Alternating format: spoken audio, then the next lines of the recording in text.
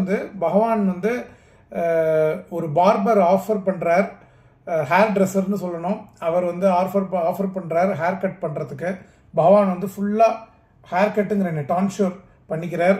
அதுக்கப்புறம் வந்து மழை வர்ஷிக்கிறது. ஏன்னா பிரம்மஞானிக்கு வந்து ஸ்நானம் பண்ணணுங்கிற நியதிக்கெல்லாம் அப்பாற்பட்ட அத்தியாசிரமியாக போய் பிரம்மோபதேசம் பண்ண அந்த முப்புரி நூலையும் பகவான் எல்லாத்தையும் திறந்துட்டு வெறும் கோவண ஆடையும் முத்துகிருஷ்ண பாகவதர் ஆற்றுல வந்து அவ கொடுத்த பாக்கி சில்லறையும் இனிமேல் இதெல்லாம் தேவைப்படாதுன்னு தூக்கி போடுறார் நதியில் பகவான்.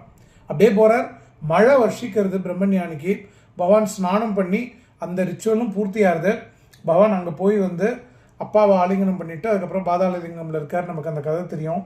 இதில் என்ன விசித்திரமான விஷயம்னா, பகவான் வந்து ஜூலை மாதம் ஆத்ம விசாரம் அந்த டெத் எக்ஸ்பீரியன்ஸ் வந்த உடனே பயப்படலை. நம்மளாக இருந்தோன்னா ஓடி போயிருப்போம். பகவானுக்கு பூர்வ ஜென்மாந்திரத்தில் அவர் வந்து ஏற்கனவே அவர் வந்து பர்ஃபெக்டட் பீயிங்காக ஆனதுனால பகவான் என்ன பண்ணிட்டார், அது எல்லாத்தையும் வந்து அப்படியே உள்வாங்கிட்டு அந்த இறப்பற்ற நிலைமைக்கு போயிட்டார். அதனால நம்ம பார்த்த அந்த வெங்கட்ராமன் அப்படிங்கிறவர் வந்து அந்த ஜூலை மாதம் அந்த நிகழ்வு நடந்த அந்த எண்ணிக்கைன்னு எக்ஸாக்டாக கிடையாது அதோட அக்கரன்ஸ். இப்போ எல்லாரும் சொல்கிறா ஹாரோஸ்கோப்பில் பார்த்து. பட் ஆனால் அந்த ஜூலை மிடில் ஏதோ ஒரு டேட்டில் நடந்தது ஃபர்ஸ்ட் ஃப்ளோரில்.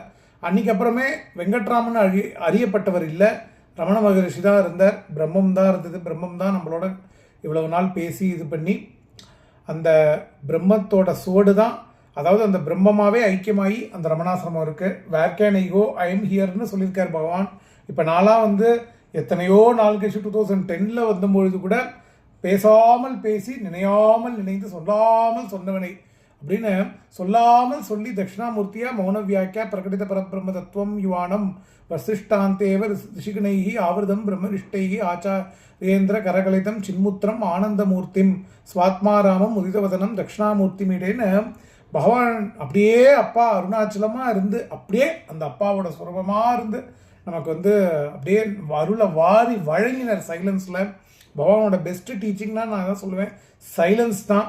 அந்த சைலன்ஸ் புரியலன்னா யாருக்கு புரியலன்னு பாருவோய் அப்படிங்கிறார் பகவான்.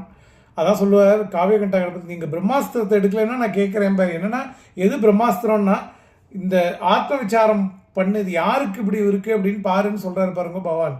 அதுதான் பிரம்மாஸ்திரம்னு காவியகண்டா கணபதி மணி சொன்னார். நம்மளுடைய ரமண பயணம் இன்னைக்கு தொடரும். அதாவது என்னென்னா